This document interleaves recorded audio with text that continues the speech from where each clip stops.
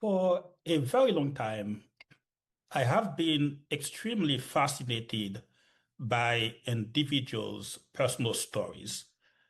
I believe to understand people is to understand what makes them human, not so much what makes them gods. It is unfortunate that in our society today, there is such a brute, and one could even go as far as saying a bit of an unhealthy obsession with success that people's humanity continued to be ignored and sometimes pushed under the rug in the interest of finding in them some superheroic spirit. For me, one of the key factors that has contributed to my successes since I arrived to the United States has been my ability to getting people to talk about themselves and take genuine interest in their stories. What I'm hoping to do here today is to create a repository that other immigrants, whether they live here currently in the US or whether they may be coming in a few years, they may be able to lean on and learn, and something which will create some positive outcomes in the future. I'm pleased to be joined by a friend, someone whom I've known for a very long time. Juan Lopez immigrated to the United States from Mexico as a dreamer. He went to Princeton University for undergrad and the University of Houston for law school. He currently works as in-house counsel for a tech company. His story is one which I think many immigrants who are currently living in the United States or who may be immigrating to the US in the future might be able to benefit from. One, thank you for agreeing to be our guest on Just Come Today. How is your day going so far? Hey, Misha, I'm doing great. Thanks so much for having me. Super excited to be part of your new project and really looking forward to speaking to our immigrant audience who we both love dearly. So thank you. No, thank you so much. And you and I, we've known each other for quite some times. I believe our story begins when I was an intern at the Greater Boston Legal Services, working in the consumer rights unit, and there you were a fellow. Am I right in that? Yeah, that's where we met. I remember you were a student intern. You were still in law school, and I had just recently graduated from law school, maybe 2 or 3 years prior.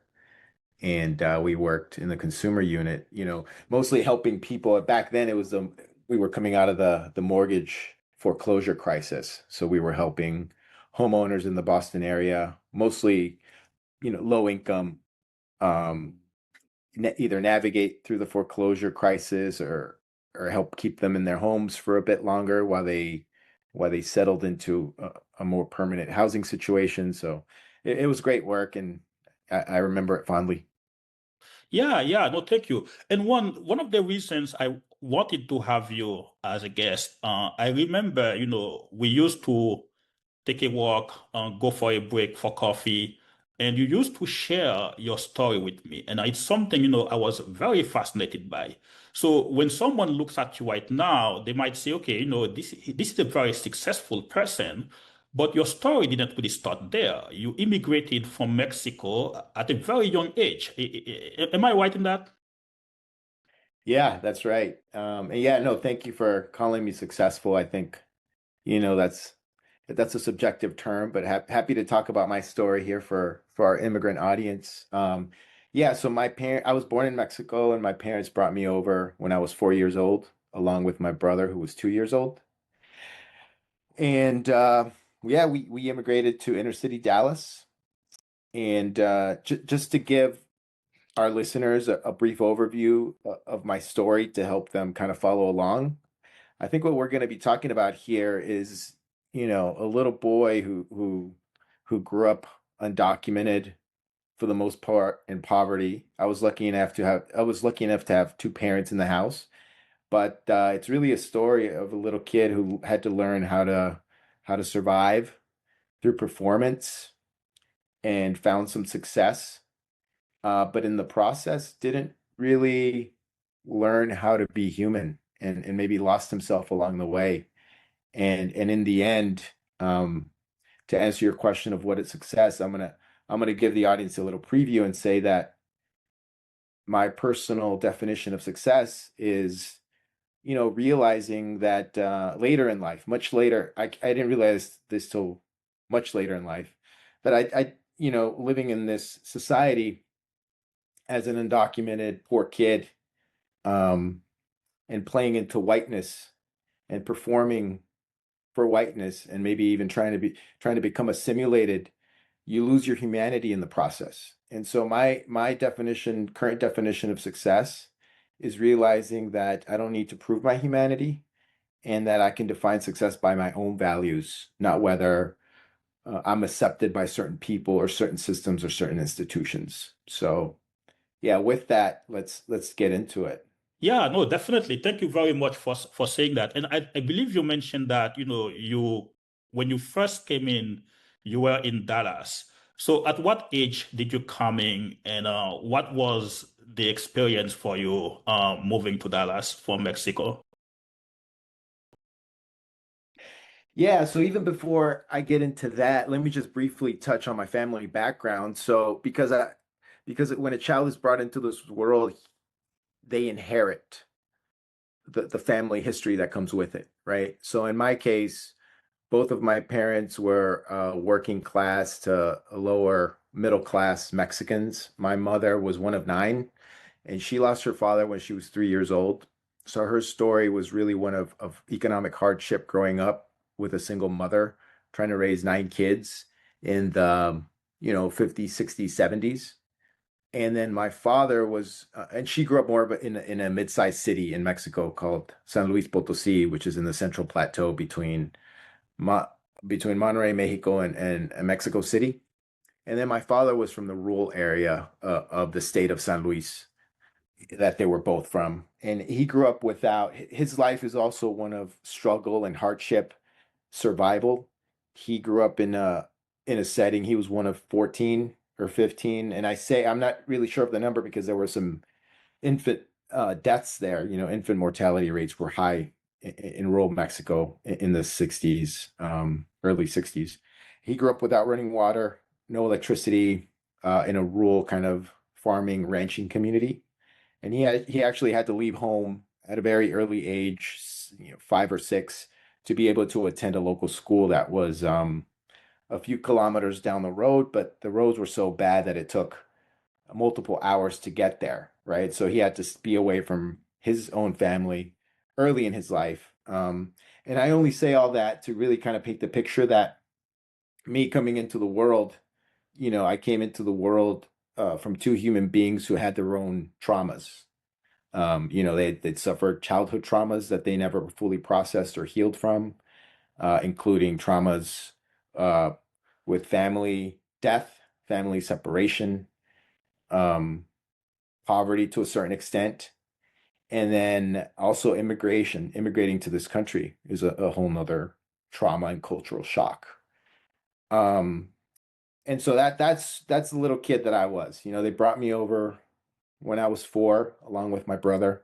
We settled into inner city Dallas into an immigrant community that was mostly black and brown with some Asian immigrants from Laos and Vietnam. And I lived in that community until about I was 8 or 9. And then from there, we moved to a neighborhood in Dallas, which is a low income, high violence kind of neighborhood called Pleasant Grove, zip code 75217. And I was there from about the age of 8 or 9 to about 12. So and just as a side note here, later in life, most recently, I learned and I read an article that that zip code 75217 represents one of the top 2 zip codes in all of Texas that sends the most prisoners to the Texas State Prison, right? So you're talking about a community in a neighborhood that is really a quintessentially um, sometimes we hear talk about for example, a school to prison pipeline. Well, like this was a real thing. I lived in such a place in such a neighborhood. Um, and So, fortunately for me, sorry, go ahead. so if I may intervene here, you describe your where your parents come from in Mexico. Which area in Mexico is at? Which part of Mexico? Yeah, it's like in central Mexico. It looks a lot like Arizona. It's arid. It's in the central plateau of Mexico. It's about right between Monterrey, which is the main city in northern Mexico, and Mexico City. So when your parents came here, were they the first generation immigrants to the United States? Yeah, yeah, they were. My father didn't. We didn't know. We had no family members here. So in that sense, it really exacerbated our immigrant experience. My parents only had a few acquaintances or distant friends who they knew, but we were not. It was hard. We didn't have a community that we came into, right? And actually, my own immigrant story what was harsh in that way, in that growing up, we didn't grow up with family and community bonds that may be present in other immigrant communities. So I know you were very young when your parents made the decision to coming to the United States, but do you have any recollection what was like the process or this when the decision was made? What was the story they told you that they were going to leave from this area where they were and decided to move to this new land? Do you have any memory of that, of the conversation I which took don't. place? No, I don't. I really don't. And for all the hardships that my parents went through earlier in life, they both went to professional school. They were both school teachers. In Mexico, it's called after high school, you go to a few years of, they call it La Normal. I believe other countries have a similar name, like normative school, where you learn a specific professional uh, skills, right? So they were both, my father was actually an elementary and middle school English teacher, and then my mother was an elementary school teacher, and they both worked as teachers in Mexico for a few years before they immigrated here. But back then there was very high inflation rates in Mexico. The economy was not great in the late 70s to mid 70s. And the economic and Texas was booming. Dallas was booming. Plano, Texas was booming. And so I think that was a lot of what drew them to immigrate. So you also mentioned that this area in Dallas where you move in, you mentioned the zip codes, like they are among the two zip codes which basically feed or fed. I don't know if this is still happening, the most uh kids or young people to the prison. And also you came from an area in Mexico that wasn't very wealthy. But did you feel like that new place in Dallas, despite it being so bad, it was an improvement on your parents' life? Or did you have any story from your parents that said, okay, despite things being so bad over there, we still felt improved by moving to this new area? Yeah, no, Misha, that's actually a great question. Thank you for asking. And honestly, that's something that people don't, something that I myself haven't appreciated. But I'll give you some color here. Growing up, for us, for my family, because we didn't have any other family in the country at the time, it was very lonely and it was very hard. My parents, worked very hard.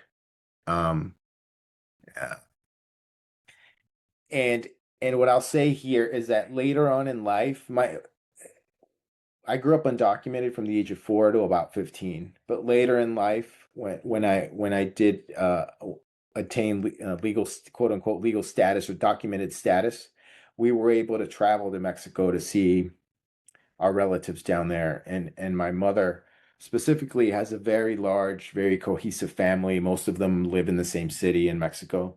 And I remember going down and just feeling the warmth and the security and the comfort of family. And I remember just thinking to myself, like, wow, like I feel so much happier here. I don't feel threatened. I feel safe. I feel loved. I feel welcomed. And I remember thinking, like, you know, was it worth it? Like, why, you know? I see. So absolutely, Miche. I definitely wouldn't say that early in my life, our life was better here than it maybe would have been in Mexico. Okay, okay. So you think moving there was definitely an upgrade or an improvement, a progression in your family's situation? No, moving here was harder. What's out there? We lived a harder, more difficult life than than than we would have in Mexico because in Mexico we were surrounded by family. I see, I see. That's very interesting. At what age did you go to visit your parents again? What age were you when you went back there? Oh, this was once I got legal status, probably in my early teens, like 13, 14. So this is how you felt. Do you think your parents shared the same sentiment? Do you think having moved here and now facing the reality, seeing that maybe it wasn't so much of a good decision to relocate? Is that a conversation you've ever had with them? I've never had that conversation, but I'll tell you that every time we left Mexico on those trips, we'd go back twice a year, maybe once a year during Christmas or the summertime. My mother and we would always, my father is different. His family's kind of very dysfunctional and spread out all over the place. Uh, he didn't have like a central point where his family's all over the place. So maybe he didn't have this, but what I'll say is that every time we would leave Mexico, we would leave in tears. We would leave sobbing. Like we didn't, it would be, we would be grieving that loss over and over every time we left. I see. So you were in Dallas and you were very young. I guess can you share more a little bit like you also talk about the zip codes, uh the difficulty of being in such a very bad neighborhood. Like at what age did you start noticing that? And since you don't really have much memory about your time before you left Mexico, and I guess this area is all you knew. When did you start noticing that you were living in a very dangerous neighborhood and that your life was in danger, basically? Oh, yeah. So I'll add some color there.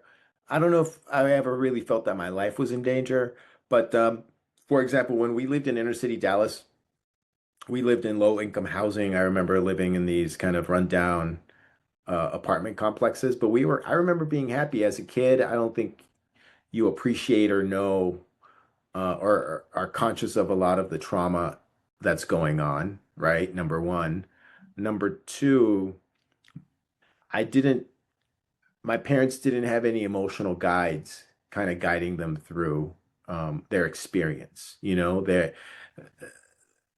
Any negative experiences, emotions, we didn't have a language for trauma. We didn't know how to talk about it. But anyway, as a kid, from about the age of when I landed here in Dallas to from 4 years old to about, oh, I don't know, into my teens, 12 or 13. We were in this immigrant community, and I remember it being a joyful time. I remember playing with kids. For example, our apartment complex had this courtyard that flooded during heavy rainstorms, and one of my earliest, happiest memories was just playing in that puddle of eh, uh, uh, in that puddle after the rainstorm. And then later on, when we moved to Pleasant Grove, similarly, I was younger. I remember having a lot of kids, spending a lot of time playing in the streets, playing football, riding our bikes around the neighborhood. Um, but there was a lot of, gang activity there. And I think my parents recognized that as we were getting older. And so when I was about 13 is when we moved to a suburb north of Dallas, um, called Richardson, Texas. And that's where I went. That's where I went for most of middle school through high school before, going off to Princeton and then law school. I see. So I want to go back to the Dallas area. What's the name of this community again? The one where the gangs were basically running the town. Yeah, it's called Pleasant Grove. Pleasant Grove. So one, I mean, since we're talking about like, it's an area which sends a lot of kids or a lot of youngsters to prison. Uh, didn't you feel a sense of danger, like being basically could be the victim of being, one of those kids who is arrested by the police and sent to prison? Was that something which ever caught your mind? Well, I'll give you some examples of some of the Yeah. experiences I had because, for example, there was the local middle school that I would have gone to had I stayed there. I remember it wasn't super common, but you would hear stories of a gun being brought to school or of there being a shooting at the school, and for me that was very scary.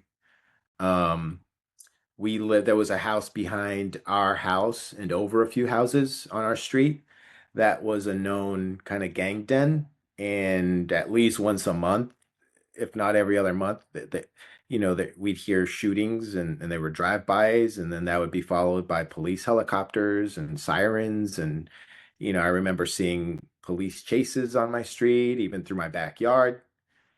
So it was stuff like that, Miche. But me personally, I kind of kept to myself. And, one of the themes of my life is that early on, I learned how to survive through performance. And for me personally, that meant performing well in school. My parents were school teachers. And one thing they did give me was an appreciation and a value for education. And I took that very seriously. And I gave it my all in school. And so what I did personally is, when there was chaos in my neighborhood or at home, or when I felt the fear of being undocumented or the fear of being poor or fear of helplessness or even just emotional numbness, what I would do is I compartmentalized those emotions and those feelings, and I focused on school, and I focused on, my classes, I focused on my homework, I focused on the next test, the next paper. Um, and so that's how I survived and how I performed. I see. So, like the fear of being undocumented, did you have a sense that you could be deported when you were a kid? Is that something your parents discussed? And what was the plan if that did happen? Yeah, absolutely. And so the other thing, I mean, personally for me, my family life was a bit chaotic. It was emotionally chaotic. It was we didn't, unfortunately, I think because of mostly because of a lot of the trauma my parents brought with them and that I inherited, we had a somewhat of a dysfunctional family life, right? So there wasn't a lot of communication, so we didn't talk about it too much. But the fear of being separated, the fear of disappearing overnight, of being, sent back to somewhere where you don't know, but the government says you belong, was real. That was real. But fortunately, also during the late 80s to mid 90s, the environment maybe was not as severe as it is today. You didn't hear about immigrations raiding people's homes or cities, right? Um, you mostly found those government agents along the border. I remember being super scared every time we crossed the border. Like that was one of, the scariest things for me as a child. So that fear was very real. Um, but it wasn't, the situation was not as severe, for example, as it is today in inland United States. I see. You know, So, where So one, you mentioned the traumas you've inherited from your family. So far, the only thing you've mentioned about your family living in Mexico is the fact that it was a very poor area and your parents were fairly educated. They were teachers. Are there other stories that that caused those traumas you haven't mentioned, or is that really the fact that of living in such terrible poverty that caused those emotional trauma? Yeah, no, for me, I think it was just, the trauma of being growing up undocumented, growing up in fear. Um, grow it's not like we were starving to death, Misha, because my parents work hard, so we always had food on the table, even if it was just rice and beans and tortillas, right? There was always something to eat. It may not have been the most luxurious or most nutritional food, but and sometimes we didn't get second servings. But it was in a situation, and our clothes were, of course, hand-me-downs, and we wore one pair of shoes per year, for example, right? But we weren't like on the streets. We weren't unhoused, I see. which was huge, right? That's a huge benefit because millions of people are growing up in those situations, and that's not something I personally experienced. I see. But I think it was those traumas, Misha, and as a young kid, not having an adult to guide me through these emotions and psychological experiences was in and of itself traumatizing. I see. So basically, your parents, they were juggling having to work hard to put food on the table, and that's what caused them not to be there for you. Am I clear with that? Yeah, that, and they didn't know how to handle their own traumas and their own emotions, right? Okay, They didn't have a language for it, let alone, honestly, there was a complete lack of even acknowledgement of some of those very hard I emotions, see. So despite the fact that your parents were teachers, do you think it's a cultural issue, not knowing how to communicate those feelings with kids, or you think it is because that you know the parents they just like I mean your parents are teachers, basically they are very educated and they work with students. What do you think would have caused them not being able to communicate with you because you spoke Spanish and they spoke Spanish?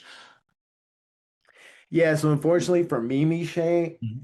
I don't know if this applies to our entire immigrant community here, but just personally for me and my own story, Yeah, my parents just had a toxic relationship, and that was very hard. It was not, it was everything but physical. I see. So I see. if you can imagine a very toxic relationship up to the point of getting physical, that's kind of what I lived through, I see. right? Yeah. So we're gonna move it off from this a little bit. You also mentioned moving to Richardson, which is a new community. What was the like? How did you feel?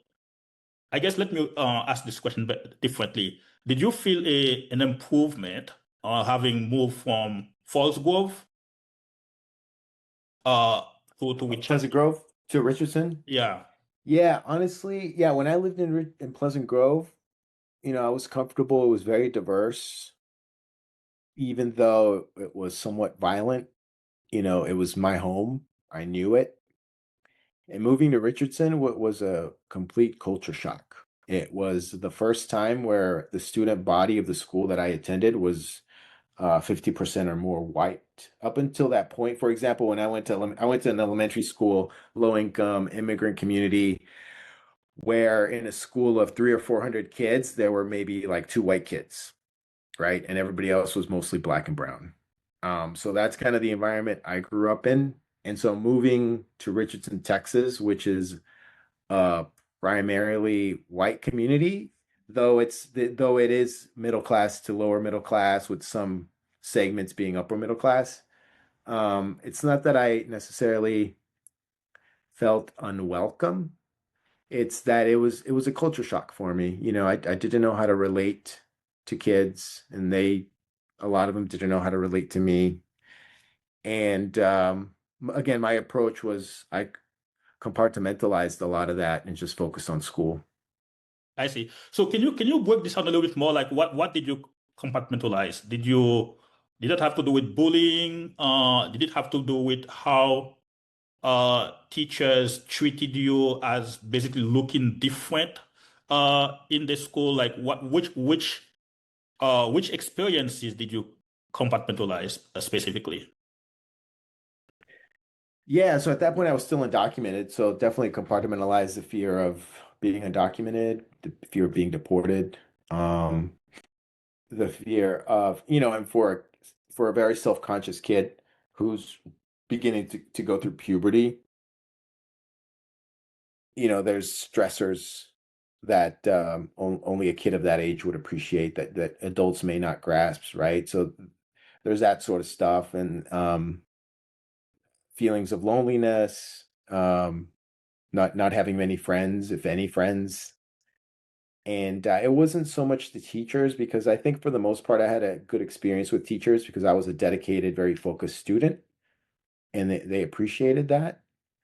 Um, but yeah, a little bit of bullying, nothing too severe. I mean, bullying was super common and prevalent in the 90s, especially in Texas, the suburbs of Dallas. It was like a given, right? But yeah, a little bit of bullying, mostly maybe verbal or side remarks, stuff like that.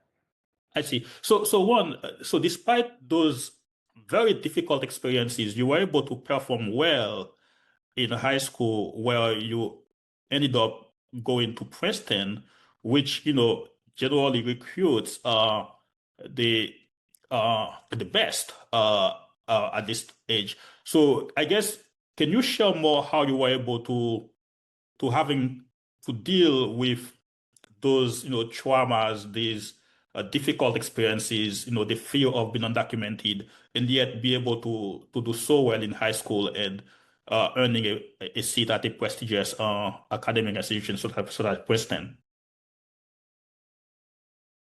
Yeah, it was hard, Misha. And the other thing you got to realize too is that as I'm growing, as I'm entering white spaces, as I'm moving into a white suburban community, the I'm starting to experience and get an introduction to whiteness, right? And I begin to subconsciously associate whiteness with success, with wealth, with legitimacy, with beauty. And for example, my parents both worked for wealthy white people. My father was a house painter, so he was oftentimes in big mansions doing the work there as not on his own, but as a group of workers. My mother worked for wealthy white people. In fact, it's interesting, but one of the families that she worked for many, many years was the Wilson family, who were the parents to Owen Wilson and Luke Wilson, who ended up, becoming major movie stars in the early 2000s to late 90s. And the media reinforced it. Back then we didn't have social media. All we had was live TV and magazines. We had cable TV. I didn't grow up with cable TV, but every magazine in the grocery store published by a New York publishing house featured, white models, blonde, blue-eyed. So that's, whiteness was everywhere. And it reinforced the idea that to be white was to be beautiful, to be legitimate, to be powerful, right? Um, and I only say that to kind of paint a picture of some of the psychology and emotion that that I'm going through with no guidance, right? I'm just absorbing it, and I'm surviving and I'm performing and I'm finding success through that. What little success I had was just hunkering down and focusing on school. And then later in high school, I got into track and running and cross country. And I found that to be a really good outlet for the rage that was within me, for these unaddressed emotions, for for the internal chaos that was within me. And So, so, so sorry to interrupt you, but did you feel, talking about white as beauty, white as success, and white as uh uh a symbol of legitimacy? Did you have a feeling that you were not handsome or beautiful because you didn't look white? And did you also feel you could not succeed since you didn't look white? Because for me, you look white. So I guess how did this feeling that you didn't look white, how did that come up to you? yeah, no, I definitely did not feel white. I didn't feel like I looked white, right? Like I look Mexican. I look somewhat indigenous. Yes, I'm lighter skinned, absolutely. Like I, I- I'm not looking to excuse in any way the benefits I've gained from being more light skinned. Like that's absolutely a fact of life, right? Um, um, but I I guess that I felt it. I felt, you know, you know, I felt different, and and I felt that kind of frustration and anger and rage. And again, personally, what I did is I compartmentalized and just focused on school and running I for the see. most part. So those wealthy families your parents work for, like what was your experience with them? Did you go to see them, and do you feel like they treated you as their kids? Like, how did they treat you basically? Yeah, no, they treated me, for the most part, respectfully. They didn't embrace me as their children or or even grandchildren in any way. Um, I think what I as now that I'm older, I can see that it was a transactional relationship. My parents worked, my mother worked for them. She did a job, and I think that's how I think that's very common in this country. Having business relationships and transactional relationships is very common. But I think that exposure to that degree of wealth and whiteness did sh- did shape, my viewpoint on things, because not every kid gets these experiences. Not every kid gets to see how white wealthy families live or what they do or what their homes look like, right? And I got a glimpse of that. And and I think that shaped me probably in ways that I don't even I'm still trying to understand to this day. Yeah. So, you were undocumented, and your parents were working for very wealthy white family, and you ended up going to Princeton, which basically is a school that is generally associated with the elite, the wealthy elite. Uh, so how did you, reconcile those those different uh things, right? Like you've been undocumented and feeling a sense of excluded from society, yet reaching the pinnacle of academic elite in the United Yeah. States. These are really very contradictory things, basically. Yeah, and I think the hard part for me there was that as a young adult, as a young man, when I'm in my teens throughout my high school years, I really believed that if I worked hard enough and succeeded at their game, that I would be accepted, right? In other words, you can look at it this way. At the time, I was just ultra focused on doing what was within my control. And what was within my control was trying my best in school and athletics, right? And I sincerely believe that when I remember when I went to Princeton, I was like, I've made it. Like they're gonna respect me now. And then, but then it was a huge shock when I realized when I got to Princeton and I realized that I wasn't accepted. And I think that was very um, emotionally and psychologically damaging to me. Um, but it helped me understand what I know now, and it's that, acceptance by those systems, if you can even get it, which honestly I don't even know if it's possible for a black or brown person, but even if you can, it's not the same thing as self-respect. So what does acceptance mean?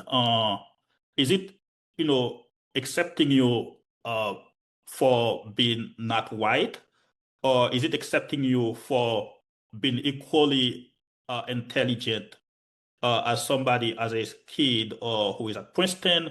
Like what do you think is basically what were they rejecting you for? Yeah, so I don't think based on my personal experiences, I don't think it's possible for mainstream power holding white America to accept blackness or to accept brownness. It's not possible, right? What I thought as a kid is that if I play, what I thought in simple term is that I could maybe assimilate and they would accept me, right? Because I'm succeeding at their game, because I'm basically, uh, that I haven't heard this term in a while, but it reminds me of the model minority. Like when I was in college, that was a huge deal. Asians were referred as the model minority because of their ability to succeed within the white power structures of America, I've right? still heard it from now and then. Yeah. Oh yeah, yeah. I haven't heard that in a while, which is interesting. It went out of the term has gone out of flavor. I personally haven't, but it sounds like you have. So that's what I believed. But yeah, no, they're judging you by their own standards, Miche. It's not about they don't have the ability or the imagination to open up their minds or their hearts to see Can you non-whites so as human beings. can I probe this a little bit further? You know, just to get some concrete examples, were you able to join study groups? Were you able to join clubs? And did students invite you to their, you know, social events like their birthday party? I guess I'm trying to understand what is it that they didn't accept you for? Yeah, and you're talking about my Princeton experience, right? Yeah, yeah, yeah. Yeah, no, Misha, my Princeton experience was filled with rage. I suffered through depression through all 4 years. I didn't feel accepted. I didn't feel like I belonged.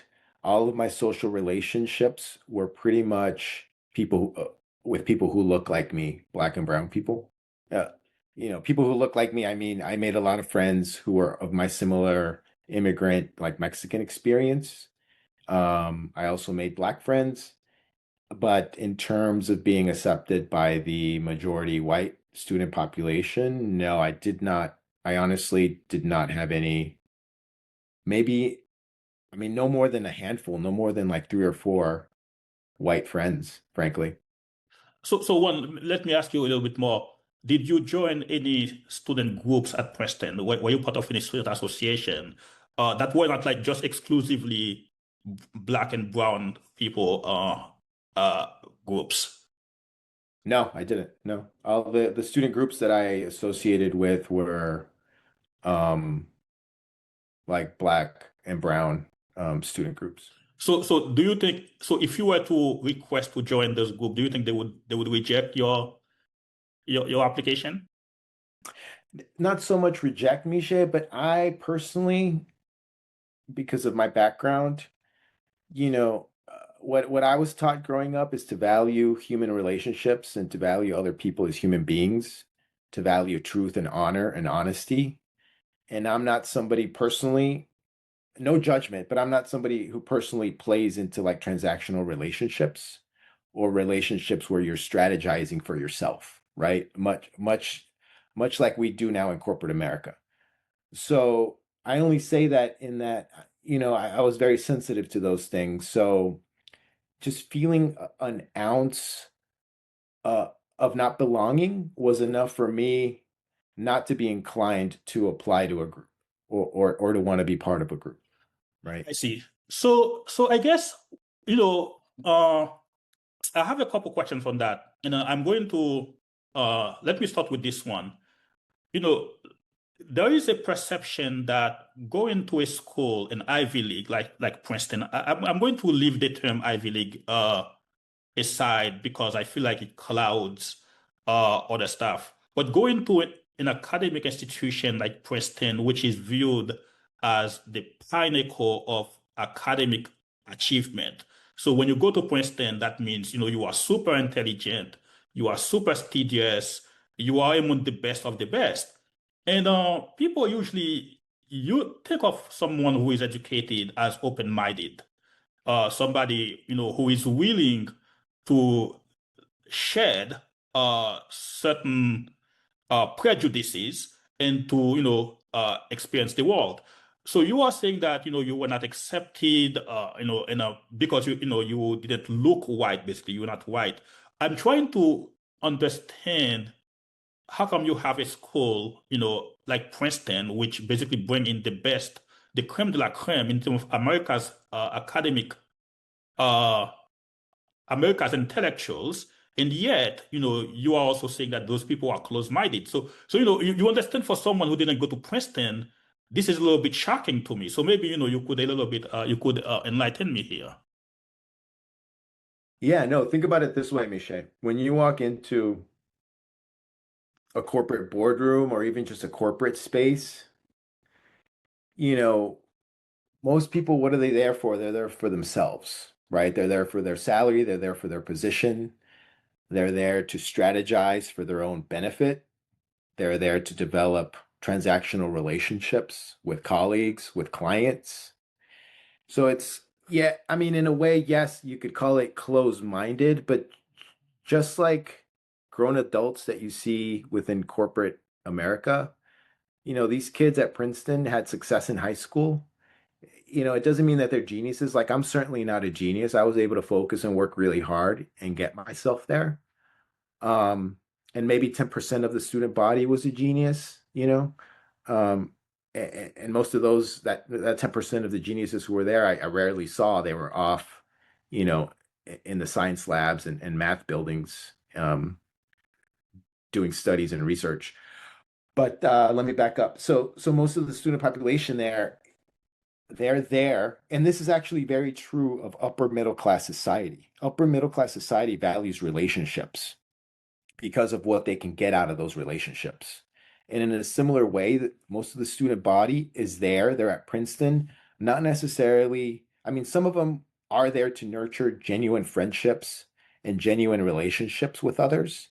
But for the most part, most of those students are there for themselves to get what they can get out of the school, whether it's connections, networking, whether it's a degree, whether it's a pre-med, certificate so that they can then go to med school or their history degree so they can go to law school. That's what they're there for. They're not there to open their hearts and their minds to people who come from a different experience than they do, or to people who look different than they do, right? Um, most of those people saw me, a broke kid from Dallas who they didn't think belonged there. And honestly, I think a lot of them were just offended by me. But They one, were like, "Who's this kid? He can't do anything for me." how do they know you are broke? I mean, they just see you. You could just be super wealthy and looking, being humble and not wearing expensive clothes. How do they know who you are?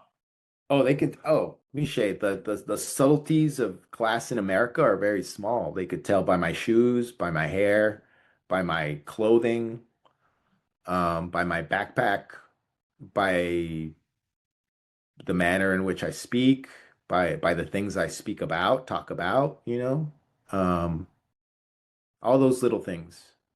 So can you give me an example? Let's say, for example, your father was a billionaire and you belong to this billionaire class. What do you think is an example of thing you would talk about versus a poor kid, what they would talk about on campus? Oh yeah, absolutely. I mean, those kids, they're talking about the networks they have, the people they know, the families they know, the private jets they've been on, the vacations they've taken, the private island they visited over the summer, um, the New York City penthouses they visited, or the people they know who own these penthouses, stuff like that, which for me, I don't even know this stuff exists, I right? see. So. So I did say I have a few questions on that. Another question is that when someone goes to an elite school, we also hear that, it's for the networking. So what is the networking there if people are not accepting you? Like, and if people are rejecting you for being already been poor, how do you move up from here? Yeah, and there are, for example, I know of people who grew up, poor or lower middle class or middle class even in New York or other big cities who were able to, make it to Wall Street, for example, that came out of Princeton. So for them, networking means, first of all, like doing really well at Princeton in in in math classes, economics classes, right? And then building up a resume that then gets your foot into the door at a Wall Street firm or a high-paying job, for example. And then once you're there, networking means buying into the culture, um, getting to know the power players, using that to your advantage, right? For a kid like me who didn't know, know about any of that. And frankly, I was not interested in any of that. Just again, because going back, like what I value is human relationships. I value honesty and truth. Those sort of transactional relationships were not something I was interested in. So, so when you say, so you mentioned that those people would just reject you for uh not looking white and you are brown. But how can somebody buy into the culture? Let's say, for example, I'm a black kid going to Princeton, and you look white. And, I mean, not just white, you look white to me, and I am very, very black. How can I buy into the culture? What do I do? Do I give somebody like what does the transaction involve to buy into the culture? Yeah, for somebody like you, Misha. Yeah, yeah. So you would have to kiss a lot of ass and talk about like your rich Haitian connections. Honestly, yeah. Does that, Okay. you know? But so basically I have to have the rich connection, right? If I don't have the Right. rich connections, am I lying? At some point they will discover that I can't deliver on that.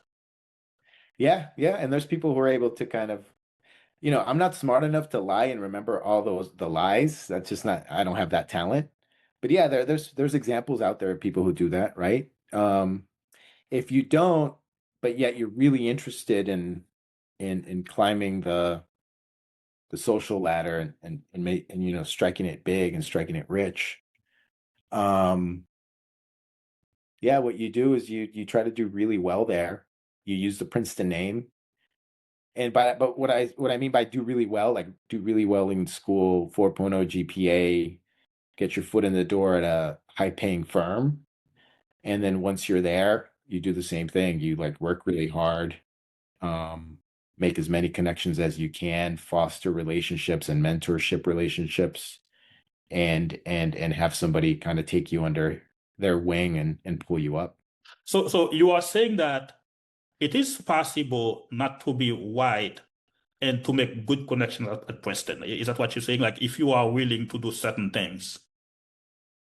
I think so. I mean, it's not impossible, right, Michelle? But it's also like you're talking about like 1%, 1 out of 100, right? So when you say whether it's possible, I mean, is 1 out of 100 possible?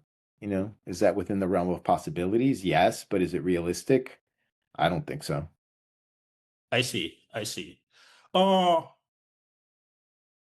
But what I've learned, Michelle, too, is that through that process, you lose your humanity, which because I went through a process myself, which wasn't as extreme, but throughout high school, I worked very hard. I focused. I thought that I would be met with open arms when I went to Princeton, and I wasn't, and that was very discouraging and frustrating for me.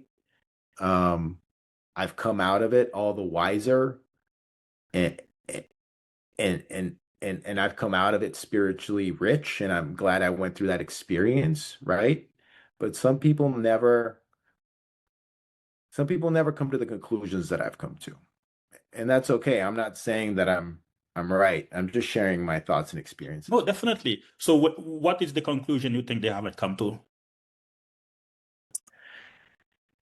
The conclusion is that you get, by playing into the game, by playing into another's culture, uh, by defining success based on the values of others, based on the system of whiteness, you, as a black man, as a brown man, you can lose your humanity throughout that process, in my opinion. And one of the things I'm most proud of now is that I'm just now be learning how to become whole. Because for a long time, especially growing up, I I taught myself how to survive and how to perform and how to succeed through that process. But I honestly feel that just now that I've come into now that I've entered my 40s and I'm a father, that I'm just beginning to learn how to feel and how to heal and how to live by my own standards. I see. Is that what you mentioned that like losing your humanity? So basically you are trying to live up to somebody else's standard? Yeah, absolutely. Yeah. Yeah. Yeah. And just to give you an example, Misha, throughout my college career and even into through law school, I struggled with feelings of rage, shame. Depression was real. It was very hard at times. I had to push myself very hard to even get myself through college at times because my depression was so severe. But I did the same thing. I, I can't compartmentalize my depression and my rage and push through things. So one you know I had a similar experience when I came to the United States. But let me ask you, right? So if somebody is looking at you and hearing your stories, uh, coming to the United States from a very poor area in Mexico, which not really have much memories of, and first, living in another poor area in Dallas, and now you make it to the very height of American elite.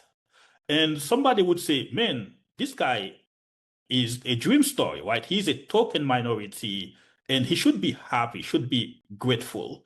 And you are saying that while you were there, you were not, you were not happy, you lost your humanity, and now you are regaining it. So how can you shed light for someone who is trying to say, okay, that was the success, that was the you reaching your point where people should feel like you are living your best life coming from Mexico, where you had no hope you would have ever attend Princeton University. Now you are you are hanging out with the best, the richest, the American elite. And how do you reconcile what people how people think you should feel and how you actually feel? Yeah, so currently I am happy. I wouldn't say that I'm part of the elite by any means. I think my trajectory has been funny. Like I now live in upper middle class community in Massachusetts, south of Boston. That's like 98% white. And it's funny to think about that because really this is kind of the environment that I lived through college. And I feel comfortable in it now. And I'm able to be myself for the most part. Sometimes it's still difficult, but it's interesting. I live in this community that's 98% white, but I'm able to be myself and I'm actually the happiest I've ever been in my life. Um, I think that only what that says is that I've learned from my experience. But to get to some of your questions, I think that the guilt I felt in college was real that you just talked about. College, emotionally and psychologically, was very hard. And in addition to feelings of rage and depression and maybe destructive behaviors that I was engaging in back then, there was also this deep guilt that you just described that, you know, feeling that Princeton was a gift that you should be honored and feel happy and feel fulfilled and be grateful that you're there. And honestly, that deep sense of guilt is something that pushed me through and allowed me to get through college and allowed me to graduate from Princeton.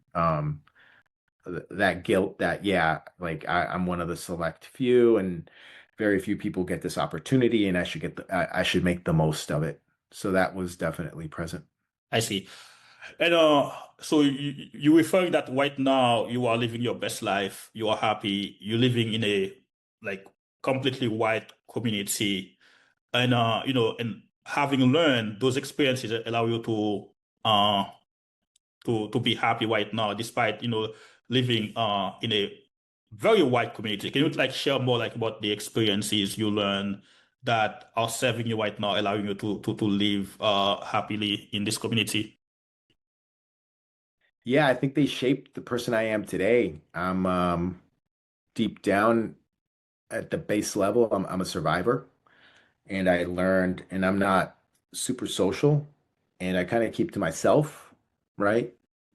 And maybe living in a community such as the one I live in now, um, I'm not saying that this is the net, I'm not saying that I was born this way. I was definitely shaped to be who I am today, but I think those experiences, Miche, the from the early age of like feeling deep feelings of loneliness and unaddressed, unspoken emotional turmoil, um, compartmentalizing very hard feelings and emotions and focusing on the task at hand, I think throughout the years shaped me into a person who's comfortable being a loner almost, being different. Um, does that help answer your question? Yeah, yeah. So it seems you are saying that you are happy by being by basically living lonelier than trying to be accepted into a community. Is that am I getting this clearly? I think so. Yeah, I think so. Do you think this is true happiness, or do you feel like you also earlier mentioned the fact that when you went to Mexico, and you also talk about how you and your parents, every time you live in Mexico, you are always in tears, uh and how happy you were going back the first time. Uh, you were in a community where you felt accepted, you felt love, and now you are lonely but you feel happy. Do you think this is truly genuine happiness, or because you also use the term surviving, so you can't be happy, I guess, if you are surviving? I'm not really sure those two things are the same. Yeah, yeah. No, I get it. That's fair. That's a good question. I think I'm fulfilled in my professional life, and I think I'm fulfilled in my family life. I have two young kids who keep me very busy. Um, I keep in touch with black and brown friends, even though I don't see them on a daily basis. But in terms, I mean, I think honestly, Michelle, that's a great question. And somebody could be listening to this. And I hope, I'm not here to be any sort of model for anybody. I'm just here to openly and honestly share my own experience Yeah, and for people to get whatever they can get out of this, right? And I think that's a fair question because, Miche, honestly, maybe I don't have, I feel happy in my everyday life. But maybe you're right. Maybe I haven't experienced true happiness because I haven't experienced being embraced by a welcoming community, right?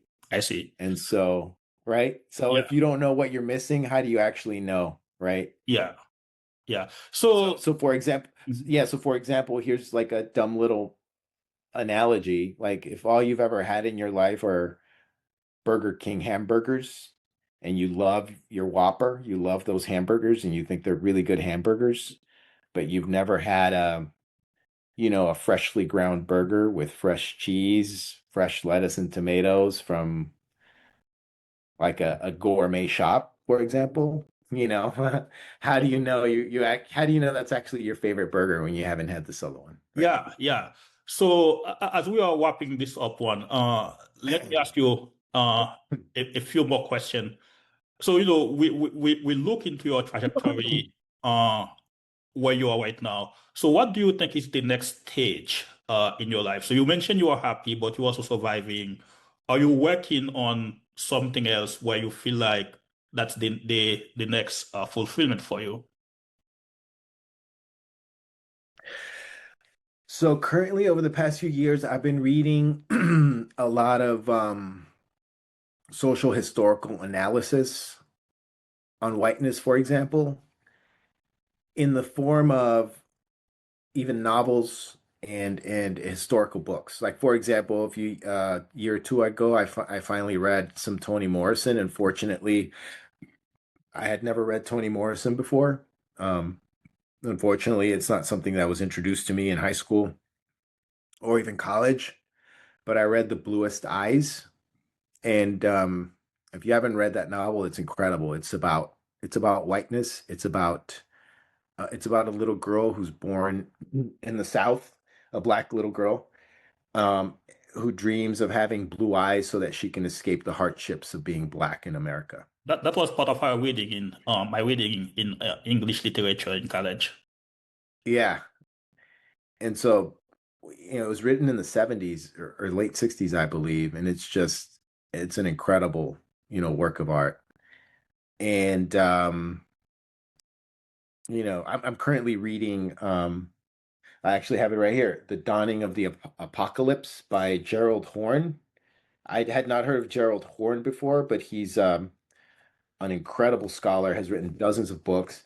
And this book is on the roots of slavery, white supremacy, settler colonialism, and capitalism in the 16th century, so in the 1500s.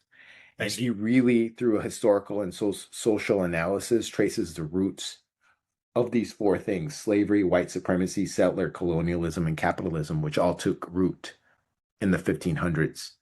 And it's been kind of eye-opening.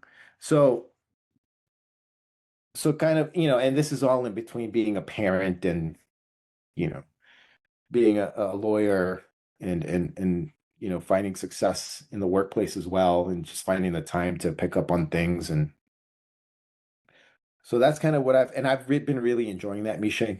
It's a little theoretical, but it helps me see things more clearly, and it helps me find my own place in the world.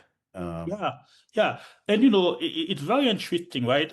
Because look at you, you are a lawyer.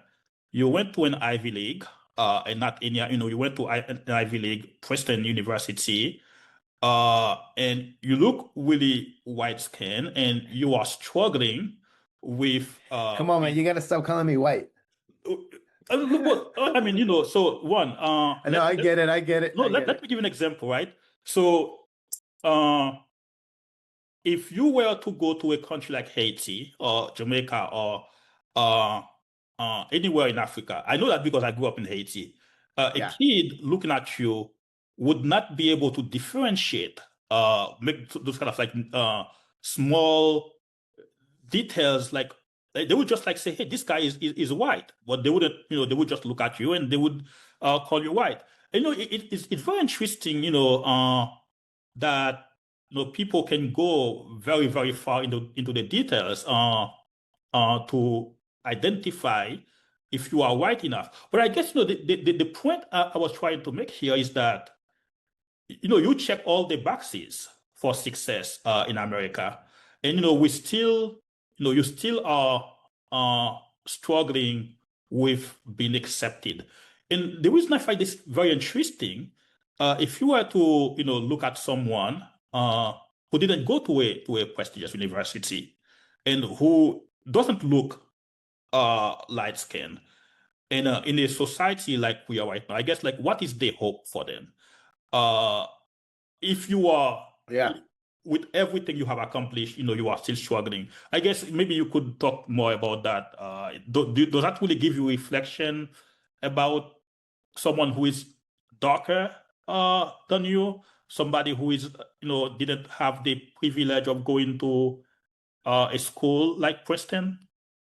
Yeah, no, Misha, absolutely. That's something that I've realized in the last few years, maybe in the last 5 years.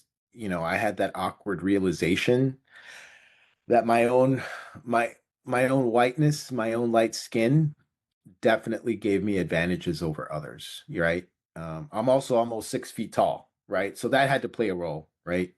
Um, I mean, there's a study out there, Misha, I think that was done in the 90s, and I don't have the title, but it's a paper, you can Google it. There was a study of elementary school kids in South Texas. So, 95% Mexican down there, right? What the study did is they graded the kids based on their skin tones, so from lighter to darker. And what they found was that academic success was correlated with lighter skin. So what was happening is that either subconsciously or consciously, teachers in the school system was selecting the lighter kids to be the ones who would be more academically successful, or lighter skin correlated with more academic success, right?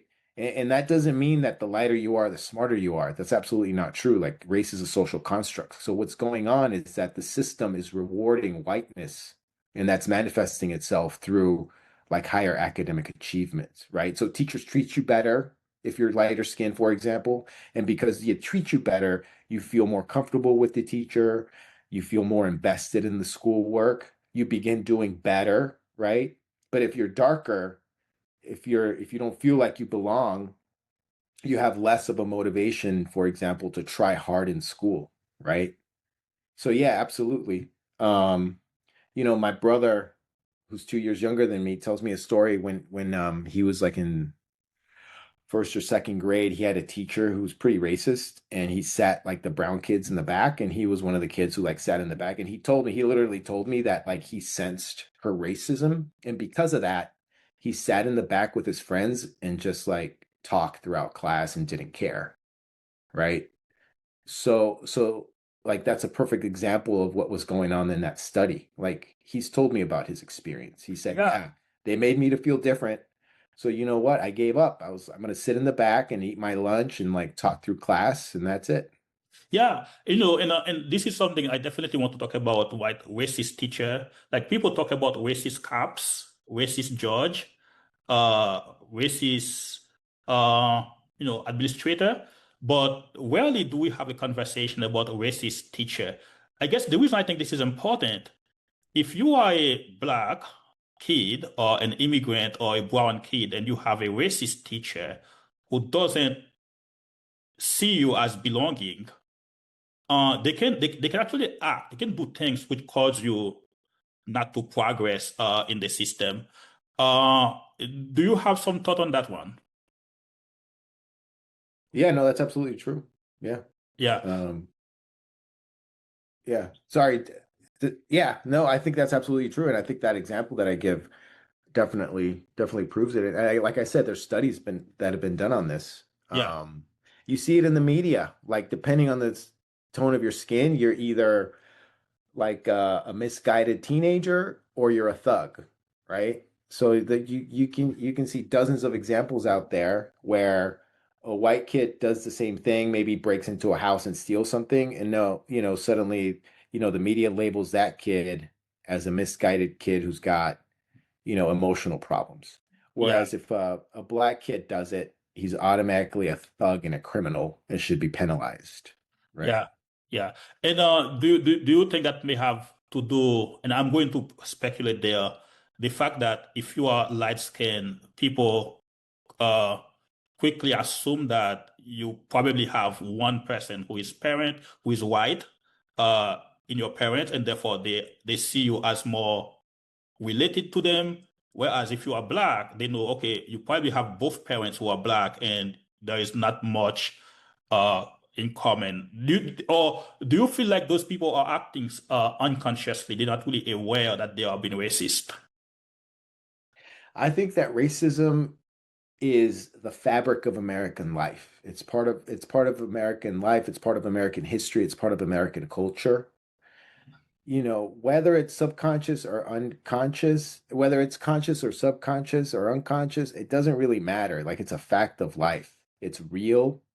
Like there's no excuse for it, and we need to own it and we need to acknowledge it Yeah, because that's step number one. We can't move beyond and we can't progress unless we talk about it, we acknowledge it as something real, we don't excuse it, and until we do that, we're never going to move beyond the dark history that this country has. yeah. One, so we are going to end, but I asked this question earlier. I'm going to re-ask it again. I'm going to ask you again. Uh, and hopefully I'm going to ask it better this time.